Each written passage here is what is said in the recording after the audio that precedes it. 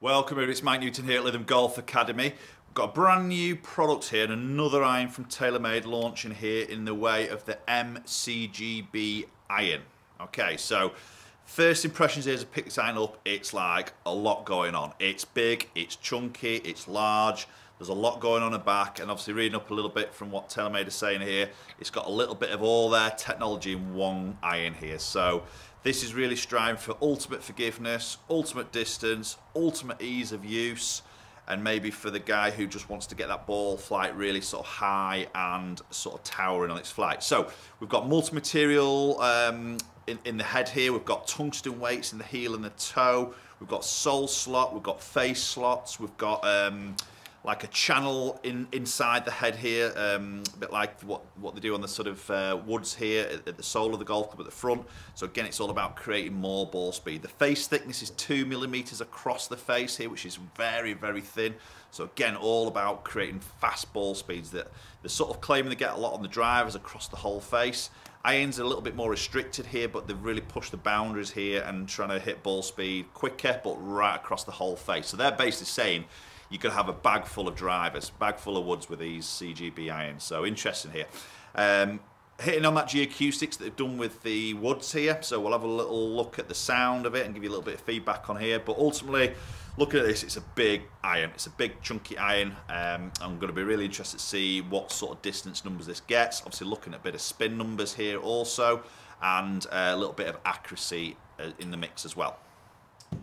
Okay, so I've got a 7-iron here in this CGB. I've set myself up 180 yards away from the green, which is a little bit longer for me for a 7-iron, but I'm expecting this to go a little bit longer, so hopefully that's going to be in the right sort of area here. Loft on this is 29.5 degrees, so it's not as strong as the M2. Okay, that's 28.5 from a 7-iron, so it's not the strongest loft in the TaylorMade family, but obviously in comparison to everything else, it is a strong lofted golf club. First thing, I'm going to put that down by the golf ball. It's big. I mean, it's huge. The top edge is very, very thick. Probably the thickest top edge I've seen in any iron on the market. Quite a bit of offset there. It's quite a nice sort of silvery finish there. Obviously, the face slots I quite like. It frames the ball. Let's give this first one a hit. Wow. I mean, that's just feels like it's flown off. Very high ball flight, hanging in the air there. That felt incredible. Yeah, 183 carry there. Okay, that was pretty hot off the face there. I struck that one really well.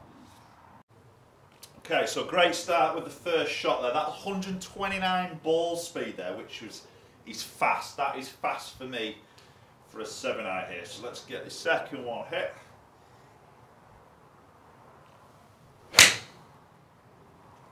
Again, feels very easy to hit. It's a very high ball flight. That is just seems like it's in the air forever. Just push that a fraction. Not quite as long as that first one there. Yeah, 177 carry there. 127.5 ball speed. It's fast off the face.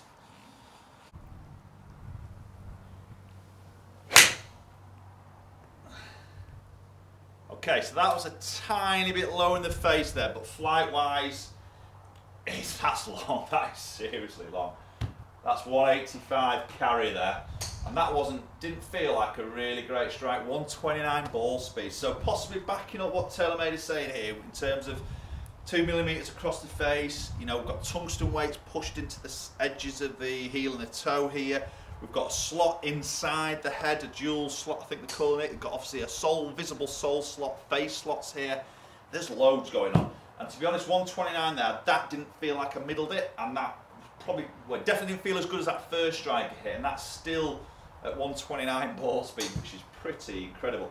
I mean, obviously, look for me, it doesn't tick my box in terms of look. It's very big, it's very chunky there. But having said that, it just feels like you can hit it anywhere on that club face, and it's going to do a pretty good job.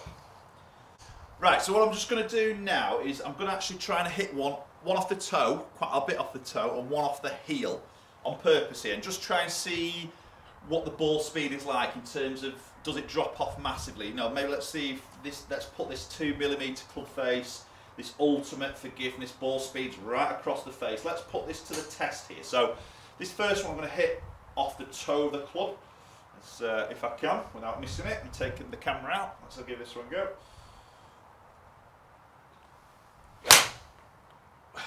Right, wow. Yeah, that was toe. That didn't feel great, that. Visually didn't go up as high there. 172 carry there. 124 ball speed, which is probably my normal area for ball speed, to be honest. That was very toe. I'm going to show you that strike now. Right, so it wasn't quite as toe as maybe what I felt there, but it was definitely low in the face, which I did feel that's got quite a thinny sort of shot there. But probably where the sole slot comes in, you've got that inner dual slot that they've got inside the actual head here. So anything low in the face, this is where the ball speed's going to be sort of kept up there. Now obviously it's away from the centre of the golf club, you're going to drop ball speed here. It's never going to be as quick as the middle, you know, whatever anybody claims, it's never going to be as fast. But 124 ball speed, it's dropped 5 miles an hour there, but 124 is still fast from that particular strike pattern. Okay, so now I'm going to try and hit one in the heel. Okay, this definitely could take the camera out here if I get this one a bit too much heel, but let's give this one a go. So heel strike here.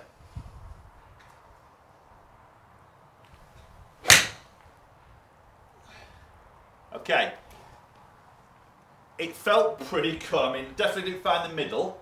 I still got out there 176 there. It might not have been quite as heely as I probably wanted. I was probably a bit scared to get it right in there, to be honest. But it definitely was the middle, definitely a little bit heel side here. But again, we'll have a look at that strike there and see whereabouts we struck it. Maybe we'll look at ball speed again. Okay, so there was that strike there. So yeah, it was fractionally heel there, but not maybe as much as I'd wanted it to be. I was a bit scared of shanking that then. That came out of 125.9, so about 126 ball speed there. So again, just a 3 mile an hour drop off on ball speed from the real central strike.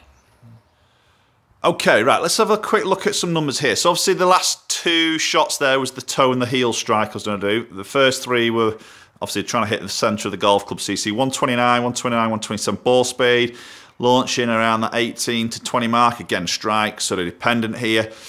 Spin number is not as low as I thought. I'd probably expect that 5.5 area to 5.8 sort of area, probably this iron. So 6.4 was that. That was the one that was slightly lower in the face there. Probably just got that spin, just spinning up a little bit more there. But it's not a massively low spinning number there, which is quite interesting. Peak height is massive, 39 yards peak height. It was high. I mean, I could see that ball flight was high. It just seemed to hang in the air forever.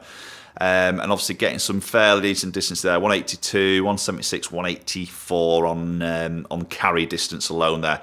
Obviously when I hit the toe shot, 171, which was a little bit toe but very bottom in the club face, where you know, it's obviously just dropping off a bit on yardage there, and then 176 was that slight heel sort of strike there. But on average, with the miss hits, 127 ball speed is fast. Right guys, there we have it, m-cgb iron from TaylorMade, another iron from TaylorMade, and you're probably thinking, God, you know, they're launching, but like with most companies now, the stagger launches through the season now, so it's not just all launched where it used to be just like February was a launch time and that was it for the whole year. Everything's sort of getting staggered and dropping out throughout the year here, but this is very much, obviously, joining that M family, so you've got M1, M2, and obviously m-cgb here. So this is the biggest looking one, far bigger than M2. Very thick top edge, got loads of technology, tungsten, multi-material, slots here, there and everywhere. It's got everything on it, and TaylorMade are sort of claiming this is their highest launching, highest peaking iron that they've ever made since about 2012. So I'm definitely seeing that, you know, getting up to that 39, 40 yard peak height is high. And I could see it visually, it's great, just hung in the air forever there. So definitely suited for a golfer here that maybe is looking for ultimate forgiveness, wants some length on it, but is maybe missing strike a bit across the face, a little bit inconsistent on strike. This is definitely an iron that would sort of fit into their sort of category there. Very confident spine when you sit that down by the golf ball. Okay, let me know your thoughts, guys. You know, m-cgb iron from TaylorMade. Let me know your thoughts. Comment down below what you think of this iron. Be interested, maybe do a little head-to-head with this with M2 iron. Obviously, we've had the P790 just launched at the same time as this, which is obviously a forged product. This is cast. So we'll be interested to maybe see some differences between those two. but I'm expecting this to be the longest hitting iron out there that TaylorMade produce, but you know, we'll see. We'll do a bit more tests on that. Okay guys, thanks very much for watching. Do appreciate you watching. Do comment down below, hit that subscribe button for future videos, and hopefully I'll catch up with you all very soon.